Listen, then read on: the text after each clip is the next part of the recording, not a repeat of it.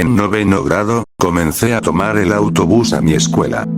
Cualquiera podía sentarse en cualquier asiento, y normalmente nadie repetía asiento excepto los estudiantes de primaria. 3 filas antes de la primera salida de emergencia era donde prácticamente vivían por las mañanas. Un día, me senté detrás de 3 de ellos, uno contó una historia puramente de imaginación, una historia sobre caballos. Me gustaría compartirlo contigo, con un poco de añadido, por supuesto. ¿Por qué los caballos duermen de pie? Hace mucho tiempo, hubo un tiempo en la Tierra en el que todos los caballos de todas las tierras dormían únicamente en el suelo y nunca se ponían de pie. Era un momento tranquilo, y cada noche una manada particularmente grande se juntaba para dormir.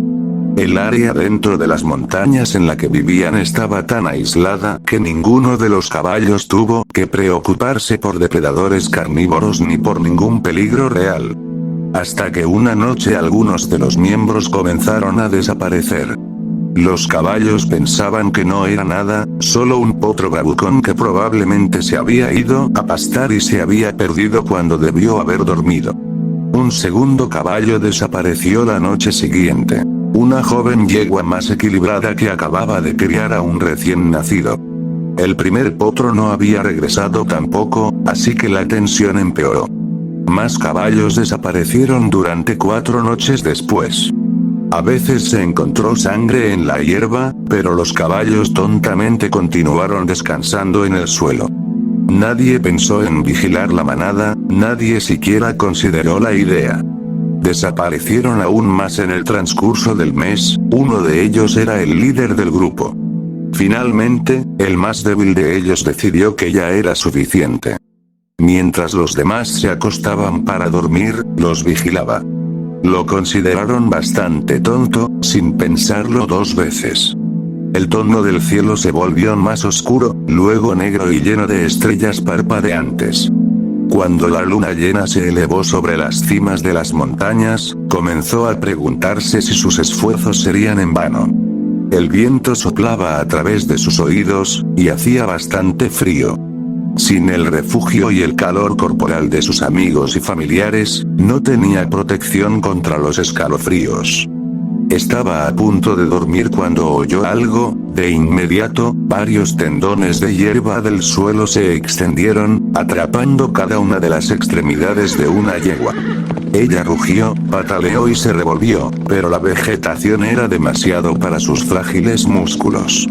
Se retorció levemente en algunos lugares, exponiendo huesos no vistos anteriormente.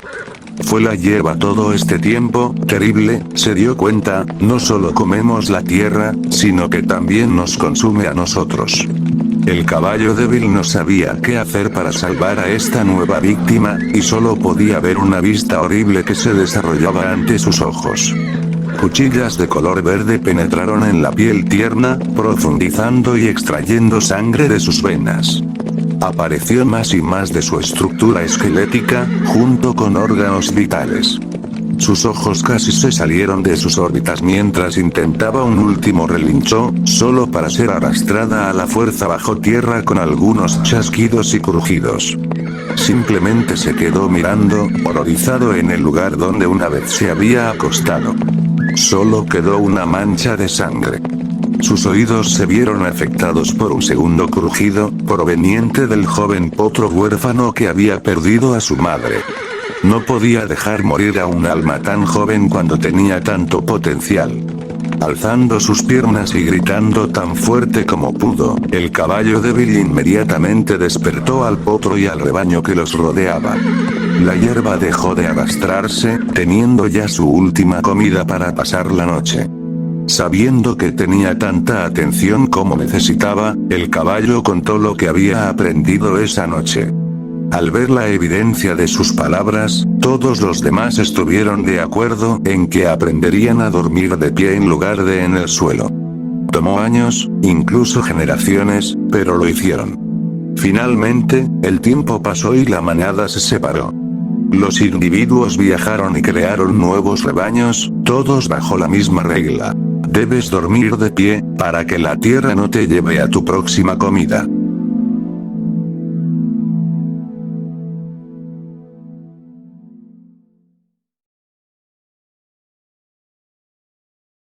Takeo y Kichiro habían quedado esa noche en el apartamento de Takeo para ver un especial de televisión de su programa favorito de terror.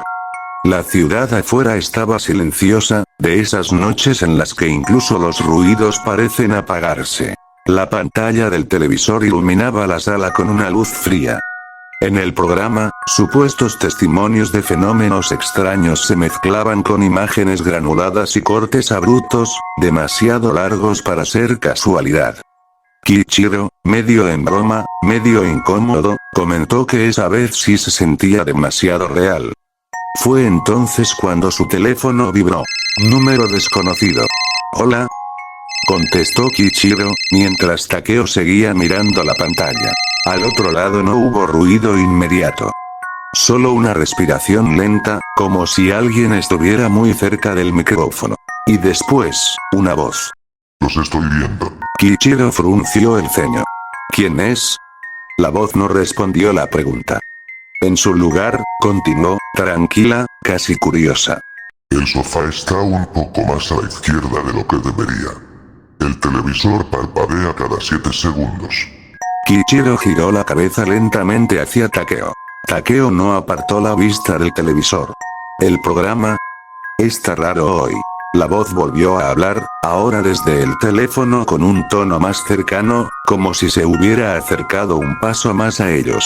Kichiro sintió un frío incómodo subirle por la espalda. El televisor cambió de plano sin aviso. La imagen mostró el mismo apartamento. El mismo sofá. La misma mesa. Como si los estuvieran grabando dentro del apartamento. «Estamos en la televisión», dijo Takeo, notablemente angustiado. La voz en el teléfono habló de nuevo, esta vez más fuerte. «Todos los estamos viendo en este mismo instante». Un silencio pesado llenó la sala. «No parpadeamos. Nunca parpadeamos cuando los miramos». Kichiro sintió que su garganta se secaba, pensando en colgar la llamada. «¿Quién nos mira?». Hubo una pausa. Y entonces, la respuesta. «Ustedes no pueden vernos. Pero nos a ustedes sí». Alicia y Sara eran dos chicas, ambas de 15 años, e íntimas amigas desde la más tierna infancia. Vivían en el mismo barrio, estudiaban en el mismo instituto, iban a la misma clase, en fin, eran inseparables. Sin embargo, tenían caracteres muy diferentes. Alicia era alegre y extrovertida, mientras que Sara era muy tímida y callada. Cierto día, Sara le propuso a Alicia: «¿Por qué no hacemos un juramento de sangre?». «¿Qué?». «Mira, por si algún día perdemos el contacto, juramos que la que muera antes de nosotras dos, irá a visitar a la otra». «¡Qué tontería, Sara! Nosotras siempre estaremos juntas».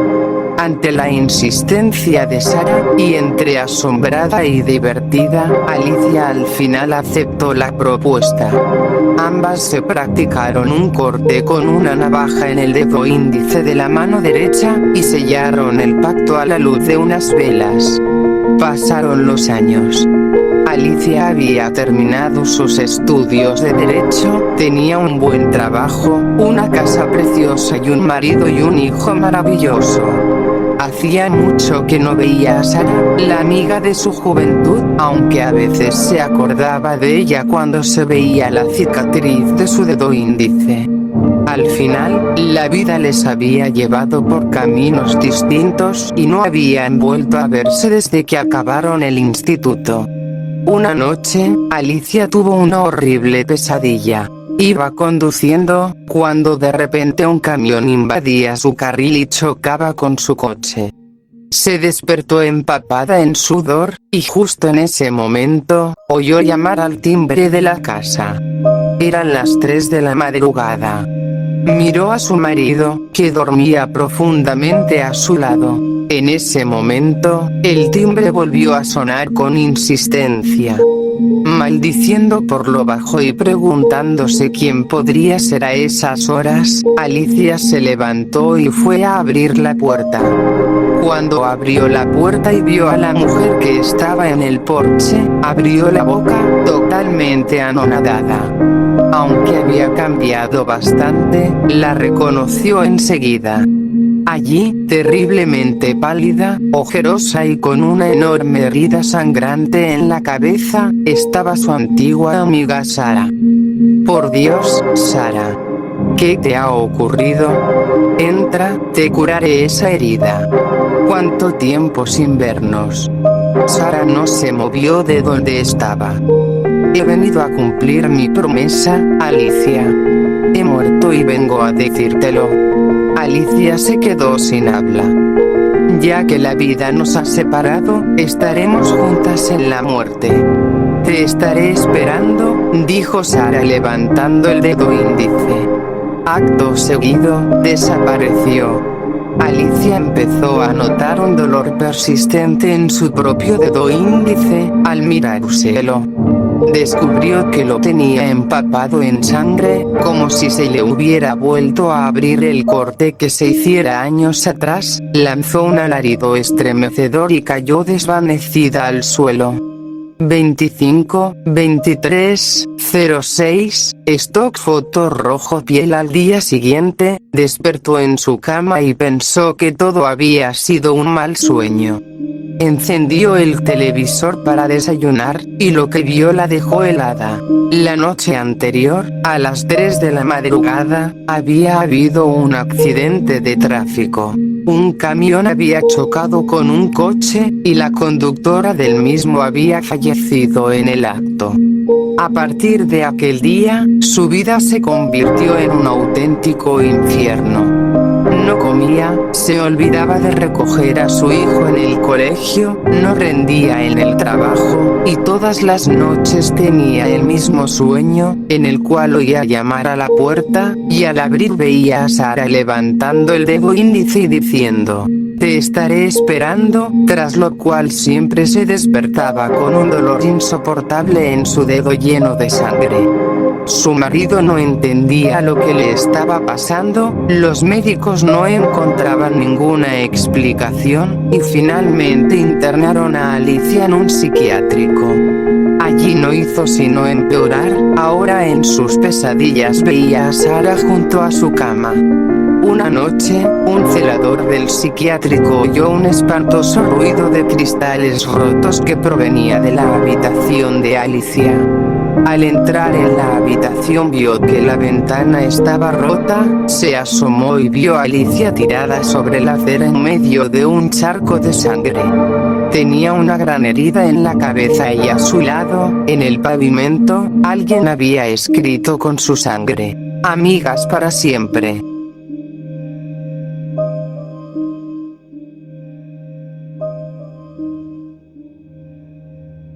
Cuentan que hace unos años un peligroso psicópata escapó de un manicomio, la policía advirtió por televisión y radio de la fuga del demente. Pero una pareja de enamorados que volvían de fiesta no escuchó el aviso. Loco suelto. El enorme y famoso manicomio de Cienpozuelos es un lugar al que han ido a parar lunáticos y trastornados de todas partes de España. Esquizofrénicos, paranoicos acosados por delirios de persecución, megalómanos e incluso peligrosos psicópatas que son enviados a sus instalaciones para evaluar su situación mental tras cometer varios asesinatos. Un sábado, en una noche oscura, fría y lluviosa, empezó a correr el rumor de que uno de los locos más peligrosos y trastornados se había escapado del manicomio de Cienpozuelos. Dicen que era un psicópata que cometió crímenes horrendos antes de que lo detuvieran y, tras exámenes psiquiátricos, lo trasladaran de la cárcel al manicomio. Las autoridades pidieron la colaboración ciudadana para su captura, y en televisión y radio daban continuos boletines y descripciones del demente. El mismo día en que el loco se escapó, una pareja de enamorados a punto de casarse estaba volviendo a casa tras pasar una noche de fiesta. No obstante, entre copas y bailes, a ambos se les había olvidado que tenían poca gasolina y así, pasada ya la 1 de la madrugada, el coche se les quedó sin combustible y tuvieron que parar al borde de la carretera. Afortunadamente la gasolinera no estaba tan lejos, 10 minutos de ida y 10 de regreso y todo estaría arreglado. La chica insistía en que podría ser muy peligroso, pero el novio le hizo ver que alguien tenía que quedarse cuidando el coche, que volvería pronto y que nada pasaría porque aquella era una carretera muy segura y siempre pasaban policías. Finalmente ella se quedó tranquila y el muchacho se fue andando rápidamente. Pero el tiempo pasaba, una lluvia torrencial había empezado a caer y en los 20 minutos que habían transcurrido no había pasado ni un solo policía. Y lo que era peor e incluso insólito, no había aparecido un solo vehículo más. Llena de temor, la chica encendió un cigarrillo y empezó a fumar mientras miraba a su alrededor y ojeaba cada cierto tiempo el reloj.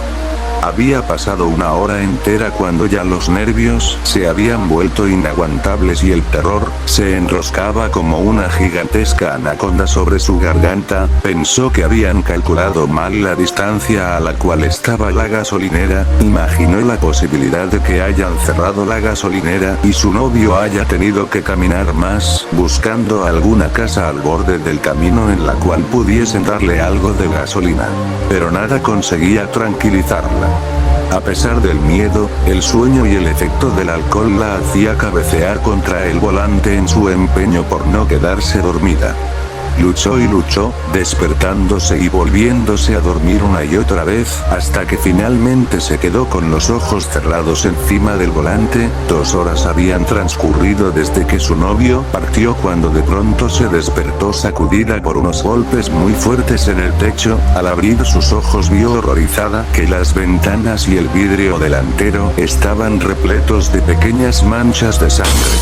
Gritando con todas sus fuerzas, salió corriendo a toda prisa del coche, mientras los golpes seguían en el techo del vehículo.